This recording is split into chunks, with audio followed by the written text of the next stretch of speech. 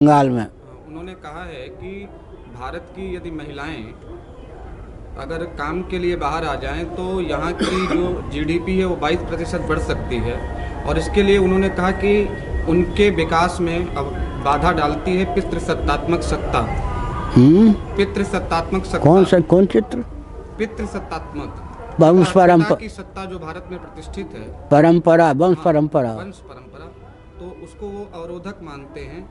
तो कैसे ये मतलब। ठीक है, बहुत अच्छी बात है। उनके वो नोबेल पुरस्कार उनको क्यों मिला, मनमोहन सिंह जी को क्यों नहीं मिला? मनमोहन सिंह जी के तो ग्रंथ विदेशों में पढ़ाए जाते हैं, क्योंकि वो क्रिश्चियन नहीं है घोषित।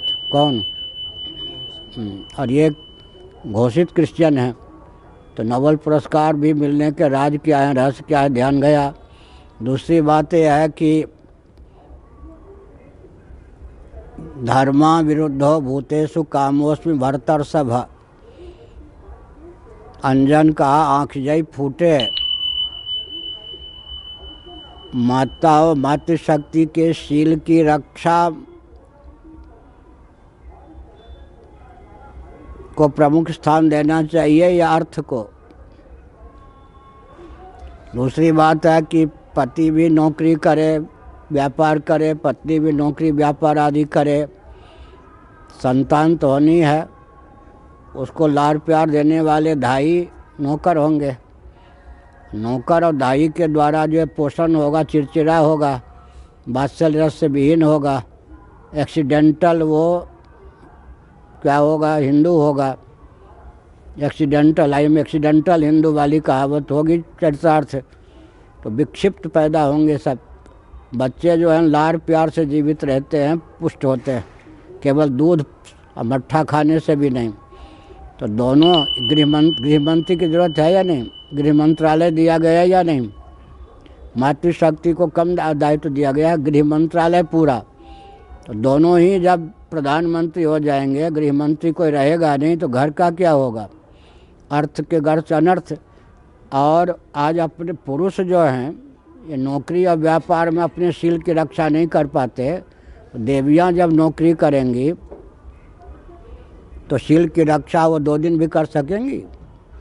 शील ही चौपट हो गया तो धन तो फिर क्या होगा? बम्बई में एक मोहल्ला है या नहीं, मेरठ आदि में भी, काशी में भी, समझ गए, जिसका उद्धार आजकल के लोग कर रहे हैं।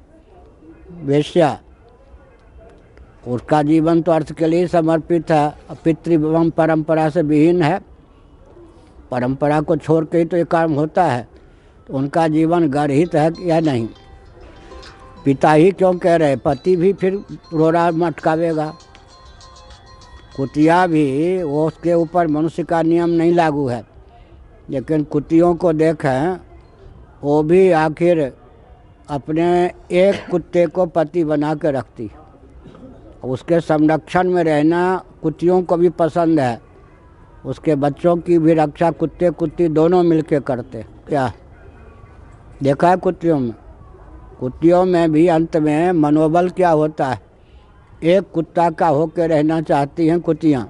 उन पे मनुष्यों का नियम लागू नहीं है, लेकिन उसी से उनको शांति मिलती है। कुत्तों का भी एक अलग वर्ग बन ही जाता है, ये बेटा है, ये बेटी है, जब तक सही कुत्ता है कुत्ती है। इसलिए हमने ये कहा कि वंश परंपरा का उच्छेद बने वर्ण संकरता और कर्म संकरता। अर्थ की विपन्नता का मूल हेतु क्या है? कर्म संकरता। मैं हरिद्वार कुंभ में स्नान घर में था तो एक विचार आया, किसी कारण से कोई वर्ण संकर हो भी जाए, काम का अतिरेक होने के कारण या परंपरा लुप्त होने के कारण, गांधी जी ने ऐसी परिस्थिति की उत्पन्न विभाजन के बाद कि पाकिस्तान छोड़ के जो हिंदू आए पूरे देश में बिखर गए। उनकी बेटियां भी जवान हो गईं, बेटे भी जवान हो गए, जात बिरादरी से दूर हो गए, पूरे देश में बिखर गए। तो इस आकृति प्रकृति के आधार पर विवाह होने लगा।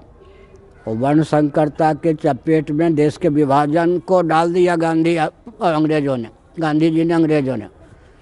इधर किसी का ध्यान नहीं जाता। सबसे ज़्यादा क्षति देश के विभाजन को लेकर वर्ण संकरता के कारण हुई। हमारे यहाँ कदाचित कोई वर्ण संकर हो भी जाए तो वर्ण संकरों की भी जीविका जन्म से आरक्षित, कर्म संकरता न फैले, क्योंकि हर व्यक्ति की जीविका जन्म से आरक्षित रहे, इतना ध्यान रखा गया। क्या माने कास्ट इत्यादि का जो काम करते थे परंपरा से, वर्ण संकर माने गए हैं मनुस्मृति आदि में, लेकिन उनकी भी वंश परंपरा के अनुसार जीविका थी। तो आर्थिक विपन्नता का मूल कारण क्या है? हर व्यक्ति की जीविका वंश परंपरा से आरक्षित न होना। क्या ध्यान गया? कर्म संकरता वर्ण संकरता को फैलाओगे तो कर्म संकरता का अर्थ ही होता है क्या? जहाँ हर व्यक्ति की जीविका जन्म से आरक्षित न हो तो आर्थिक विषमता विपन्नता होगी, फिर महायंत्रों का प्रयोग हो तो और आर्थिक विषमता होगी, फिर दलाल ज़्यादा हो जाएं। हमने कहा था ना, अमेरिका आदि में दलाल कम होते, भारत में बेईमानी से बचने के लिए इतने दलाल रखे जाते हैं कि वो सब विभाग 99 तो नहीं तो 90% तक खा जाते दलाल लोग।